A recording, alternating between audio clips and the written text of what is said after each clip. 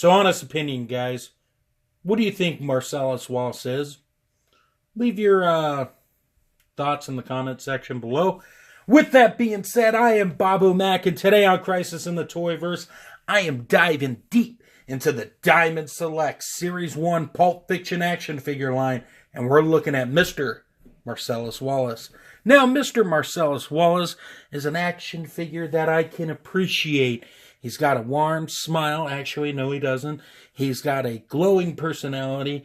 Actually, he's a bad dude, and I wouldn't want to cross paths with him, just being honest with you guys. But what he does have is style, and if anybody can appreciate style, it's me, because, well, I have none. But what Diamond Select Toys has done is they've masterminded a wonderful sculpt that I appreciate. Look at all the fine details here. We got Mr. Ving Rhames looking very good in action figure form. I mean, you know it's him right off the bat. Well, unless you don't know who Ving Rhames is, then you're kind of screwed, just being honest. But I do like the sculpt. I also like Ving Rhames in Blood In, Blood Out. I know he's not a major character in that. I'm sorry I'm going on a side rant here. But I do like his character. As for the rest of his suit, you got that orange there with the buttons and the creases and the folds and the bagginess of it. That looks great. We turn his head around here. We got that Band-Aid, that trademark Band-Aid. That is sculpted and painted very nicely. Kudos to the team over at Diamond Select. You got his hand looking like a hand. You got a belt buckle here looking very nice. We go down, more creases and folds with the pants. We got brown shoes. Normally, we're used to seeing black or white shoes, so brown shoes is a nice welcome change. And we got peg holes at the bottom, which is always nice, if I say so in my humble opinion. So, while I have the figure in my hand, let's go ahead and cover articulation. Let's zoom it in here a little bit. So, in terms of the head, he looks up ever so slightly, but he can look down a good amount. He can spin all the way around to do that exorcist thing. And he can bob his head and do the Night at the Roxbury thing. Added bonus, if I say so myself. In terms of the arms, they go out that much. They go back down. They spin around. We got the swivel and hinge at the elbow. That allows all that fun action. And we got another swivel and hinge at the hand for even more hand action. At the legs, we got Marsellus Wallace doing the splits. I bet you never saw that one coming. I know I didn't. He kicks forward. He kicks back. He's got a thigh cut. Double bend at the knees. They go back like so. And we got a foot that moves around a little bit. We got that ankle rocker. Goes up ever so slightly and goes down. Very, very nice. All in all, it's Diamond Select, guys. It's not the most dynamic articulation, but it's more than enough to get you through the hard day's night. Much like a Beatles album, but that's neither here or there. So, let's go ahead and talk about the accessories and take it from there. So guys, in terms of accessories, Mr. Wallace comes with that trademark donut box. At least I assumed it was donuts. I don't know. You guys let me know. What do you think? It was donuts? Was it pastries? Was it a cake? You tell me.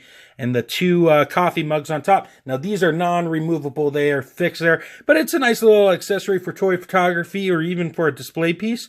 They work very nice, painted and sculpted nicely. Next, we have a gun. Casted in silver, it looks like, in a silver color with some black for the grip there. Standard gun, nothing too amazing, but nice that they included it. And we have the second diorama piece, technically the third if you count the piece that came with jewels. But this one is very important because this allows Mr. Wallace to stand like so and wait for Butch to run him over pretty much. So the cool thing about this piece, you slide it in like so, and voila. You got a little portion of sidewalk there to do whatever you please. I know some collectors don't appreciate the diorama pieces, but me personally, I enjoy them. It's fun, and it's always nice to get something a little extra. And to go back just for a moment, let me show you how the gun fits in. I'm sure you haven't seen this done before, only a billion times.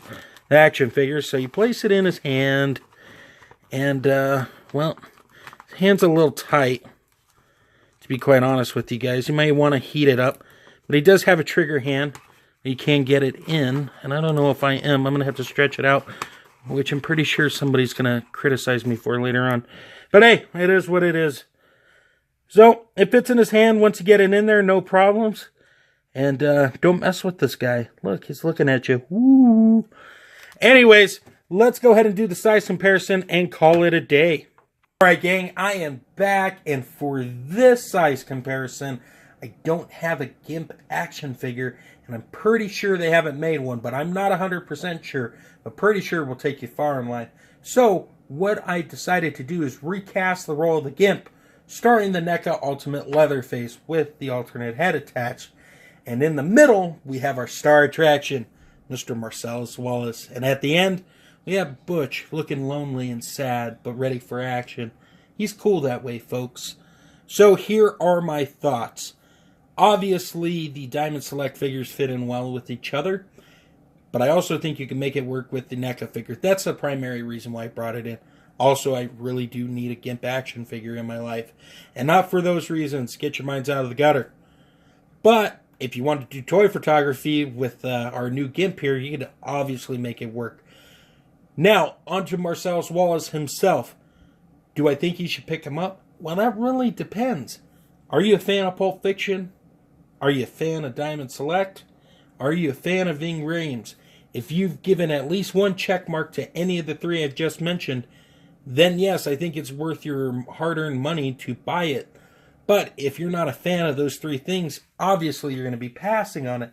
So it's really a hard juggling point. Personally, I like the figure. I think it's great. Now I do want to touch upon the future of this line. I hope sales remain strong, and I hope we see Series 2.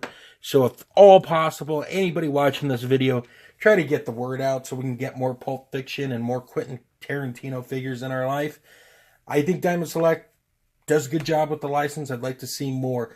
So do what you can. I mean, tell a friend, tell a neighbor, tell the creepy guy at work that's stalking you, buy me this action figure. Do what is necessary. Let's see Series 2. So, with that being said, guys, thank you very much. I mean it. I appreciate the likes, the support, the shares, the dislikes, the comments. I know I don't get to them right away, but I do read them, and I will get back to them as soon as I can. So, make sure you check out the links in the description below for Big Bad Toy Store, Extreme Dash Sets, Undercover Capes. They do great things with geekery in the podcast verse. If that's your thing, go check them out. Also on Instagram, hit up Toy Lover Crew. They're doing great things with toy photography. I mean, and it doesn't cost you anything to just look. So, with that being said, guys, stay tuned at the end for the slideshow, and I will catch you guys later. And until next time, great googly moogly.